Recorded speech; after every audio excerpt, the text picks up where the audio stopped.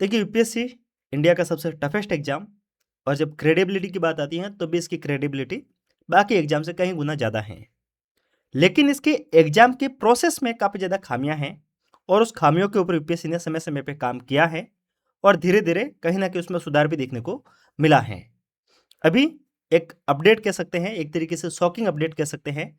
And definitely इसको सुनने के बाद में जितने भी लोग प्री के लिए टारगेट कर रहे हैं, यूपीएससी प्री के लिए, उनको काफ़ी ज़्यादा खुशी होने वाली है, क्योंकि ये कहीं ना कहीं आप सभी के लिए हैप्पी न्यूज़ की तरह काम करेगा। आपको पता होगा, अगर आपने यूपीएससी का प्री दिया है पहले, तो प्री के बाद में सबसे बड़ी दिक्कत होती है, वो होती है आंसर की को लेकर। फॉर एग्जाम्पल, अगर आपका प्री, अगर ये अभी ये पैटर्न नहीं होता तो क्या प्रोसेस होती। अगर आपका 25 मई को आपका प्री का एग्जाम हो जाएगा, देन आफ्टर इसकी जो आंसर की आएगी ना, वो फाइनल रिजल्ट के बाद में आती है। जब फाइनल रिजल्ट के बाद में आती है तो दिक्कत यह होती है कि लोग अपने आंसर को चेक नहीं कर पाते। तो कहीं ना कहीं यूपीएससी का प्री का जो रिजल्ट आता है वो कब आता है, एग्जाम के करीब 20 दिन बाद में। तो वो 20 दिनों तक कहीं ना कहीं असमंजस में रहते हैं कि उनका सिलेक्शन हो रहा है या नहीं हो रहा है। वो 20 दिन कहीं ना कहीं उनके वेस्ट हो जाते हैं। ये एक साइकोलॉजिकल प्रेशर का काम करती है। कई बार क्या होता है, मानो कोई कैंडिडेट है, उसके 95 नंबर आ गए, उसने आंसर की कहाँ से मिलाई थी, कोचिंग वालों के आंसर की से। जब भी एग्जाम होता है उसके बाद में कोचिंग वाले आंसर की निकालते हैं। अब 95 नंबर उसके वहां पे आ गए। अब दिक्कत क्या हो रही है कि अगर फाइनली उसका सिलेक्शन नहीं होता तो कहीं ना कहीं उसको एक साइकोलॉजिकली डिप्रेशन का सामना करना पड़ सकता है। ये बहुत ज़्यादा दिक्कत थी।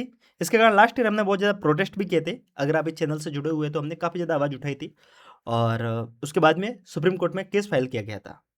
और कहीं ना कहीं अभी सुप्रीम कोर्ट ने अपना डिसीजन दिया है और इस डिसीजन में बात की गई है कि अब यूपीएससी जो आंसर की है वो एग्जाम के तुरंत बाद में रिलीज करेगा। तो अब कम से कम ये फायदा हो जाएगा कि अब आपको 10 कोचिंग वालों के आसपास में घूमने की जरूरत नहीं है। अदरवाइज क्या है कि एग्जाम के बाद में आप मल्टीपल कोचिंग के आंसर की को मिलाते हैं और कोचिंग वालों के आंसर की और यूपीएससी की ऑफिशियल आंसर की में कम से कम 6 से 7 सवाल का फर्क है। अभी तक तो आंसर की 2025 की आई नहीं है। अगर हम 2024 की बात करते हैं तो आप जितनी भी बड़ी कोचिंग्स की बात करते हैं, चाहे वाजीराम को ले लो, चाहे दृष्टि को ले लो, चाहे विजन को ले लो, नेक्स्ट एस को ले लो, इन सब के अंदर बात करेंगे तो कम से कम 10 से 12 सवाल का फर्क था 2024 के आंसर की में।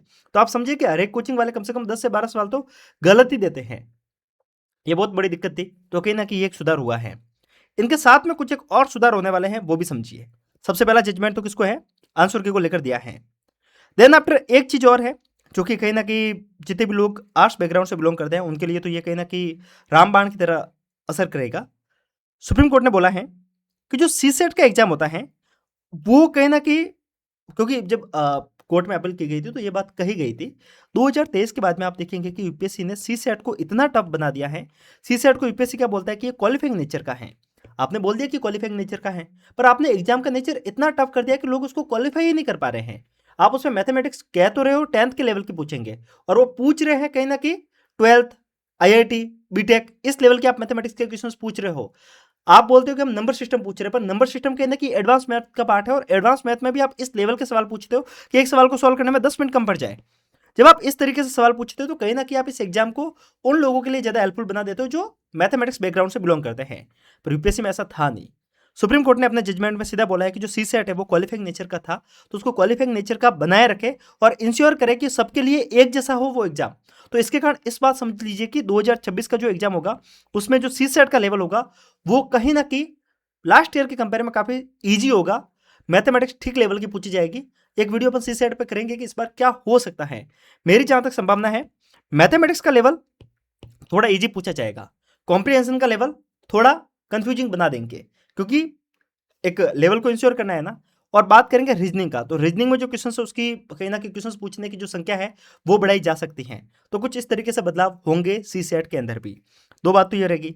और एक बात और बेसी ने बोली है कि सुप्रीम कोर्ट ने बोली है ऑप्शनल का एक, इसको मैं समझा देता हूँ क्योंकि इसको मैंने यहाँ पे लाइन में लिखा नहीं है, तो इसको मैं आपको क्लियर समझा ही देता हूँ।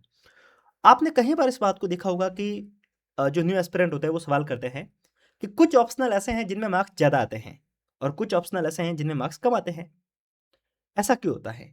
ऐसा होता है ऑप्शनल के नेचर के बेस पे। जैसे कि मैथमेटिक्स एक ऐसा ऑप्शनल है, अगर कोई लेगा तो इसमें इसके मार्क्स ज़्यादा आने की संभावना बनी रहती है। ठीक है? वैसे ही लाइक पीएसआईआर है, सोशियोलॉजी है, तो इसमें कंपैरिजन चलता रहता है। अगर अपन बात करेंगे एंथ्रो में, तो आप एंथ्रो में एक बार उठा के देखना, एंथ्रो में सामान्यतः मार्क्स ज़्यादा दिए जाते थे। तो सुप्रीम कोर्ट ने बोला है कि अभी अपन क्या काम करेंगे कि अगर ऑप्शनल में किसी ऑप्शनल में ज़्यादा मार्क्स दिए जा रहे हैं तो उसको फिर जीएस के साथ में एक नॉर्मलाइजेशन की प्रोसेस के माध्यम से, ये नॉर्मलाइजेशन की प्रोसेस क्या होगी, क्या फॉर्मूला है, ये सिर्फ यूपीएससी को पता है, दुनिया में किसी को नहीं पता है। अगर कोई यूट्यूब पे आके बता भी रहा है तो वो सिर्फ आपको मूर्ख बना रहा है या फिर वो सिर्फ एक अनुमान लगा रहा है।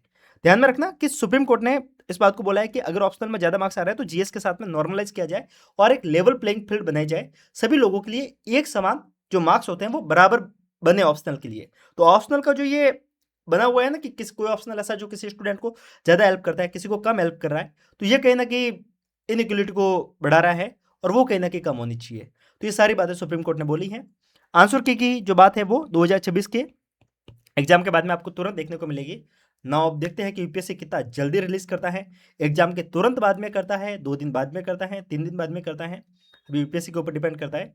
वैसे तो ये देश की सबसे बड़ी संस्था है, पर इनका जो काम देखेंगे ना, एग्जाम करवाने की प्रोसेस देखेंगे ना, तो वो 2 पैसे की नहीं है। मैं ऐसा बोल रहा हूँ, लोगों को बुरा लगेगा, बट वास्तविकता यही है कि यूपीएससी के एग्जामिनेशन के प्रोसेस में बहुत ज़्यादा खामियां हैं। अगर अपन देखेंगे फॉर्म भरने की प्रोसेस देखेंगे तो स्टूडेंट को कहीं ना कहीं हरास किया जाता है। इतनी बड़ी प्रोसेस है जो कि प्री के टाइम पे पूछी जाती है, इवन उसकी जरूरत है नहीं। अगर किसी का प्री क्वालिफाई हो जाता है तो आप मेंस के लिए सब पूछ सकते हैं, पर ऐसा नहीं। इसके बाद में अपन देखेंगे एग्जामिनेशन के वक्त, उस समय भी बात करेंगे। अगर आप एग्जाम देने जाएंगे तो सेंटर पर जाके देखना, वहाँ पे कोई व्यवस्था नहीं होती है। कहीं बार स्टूडेंट को पानी की तक दिक्कत होती है, वहाँ पे भयंकर गर्मी वाला रूम दे दिए जाते हैं। मई का महीना है, गर्मी होगी, पर इसका भी कोई ध्यान नहीं रखा जाता, ठीक है। एक अच्छी बात है कि अपन सेंटर पहले ले लेते हैं, नहीं तो बाकी जो सेंटर के एग्जाम होते हैं वहाँ पे तो दूर दूर फेंक देते हैं। कम से कम ये दिक्कत तो नहीं है। साथ में अगर अपन बात करते हैं सेंटर पे, तो सिक्योरिटी चेकिंग का एक इश्यू तो बना ही रहता है। आपने अगर एग्जाम दिया है तो आप पाएंगे कि वहाँ पे आप सिर्फ आधार कार्ड और आपका एडमिट कार्ड, ये दो अगर आपके पास में है तो आप आराम से सेंटर पे घुस सकते हैं। इवन आपसे वो चेकिंग भी नहीं करते हैं। अगर आप किसी और एग्जाम को देने जाते हैं, स्टेट का या फिर सेंटर का कोई भी एग्जाम देने जाते हैं, तो आपसे वहाँ पे अंगूठे की छाप ली जाती है, आपका बायोमेट्रिक किया जाता है। बट यहाँ पे ये भी नहीं किया जाता है। इवन जो मेटल डिटेक्टर होता है उससे भी आपको चेक नहीं किया जाता है। तो कहीं ना कहीं यूपीएससी में ये थोड़ी सी दिक्कतें तो थी। आई नो इस बार यूपीएससी इंश्योर करेगा कि सारी जो दिक्कत लास्ट ईयर हुई थी, जो हमने बड़े स्तर पे ट्विटर कैंपेन चलाए, ओआरएन में प्रोटेस्ट भी हुए, ये सब कुछ किया, उसके बाद में कहीं ना कहीं एक रिजल्ट देखने को मिला है। तो इसमें कहीं ना कहीं हम खुद की जीत भी मानते हैं, आप सब लोगों की जीत मानते हैं, और देखते हैं और क्या सुधार होते हैं। अब ज़्यादा से ज़्यादा और कुछ बातें, अगर आपको ये वीडियो सही लग रहे हैं तो आप लाइक और कमेंट करके बता सकते हैं। अगर आप कमेंट करेंगे तो हम सीसैट पे एक वीडियो और बनाएंगे जहाँ पे अलग से बात कर लेंगे कि सीसैट को आप कैसे फोकस कर सकते हैं। इन सबके साथ में यूपीएससी के जितने भी नोट्स हैं, शॉर्ट नोट्स है, मैपिंग को लेकर जो सीरीज चला रहे हैं, ये सारी चीज़ें हम टेलीग्राम पे अपलोड कर रहे हैं। डिस्क्रिप्शन में आपको लिंक मिल जाएगी, आप विजिट कर सकते हैं। नीचे मैं आपको व्हाट्सअप नंबर दे रहा हूँ, अगर आपको कोई भी दिक्कत है तो आप मेरे साथ में डायरेक्ट कंसल्ट कर सकते हैं, और नीचे आपको इंस्टाग्राम अकाउंट की लिंक देखने को मिल जाएगी। बाकी मिलते हैं ऐसे वीडियो के साथ में, तब तक के लिए हंसते रहिए, मुस्कुराते रहिए, साथ साथ में पढ़ते भी रहिए। फिर मिलते हैं, तब तक के लिए नमस्कार, जय हिंद।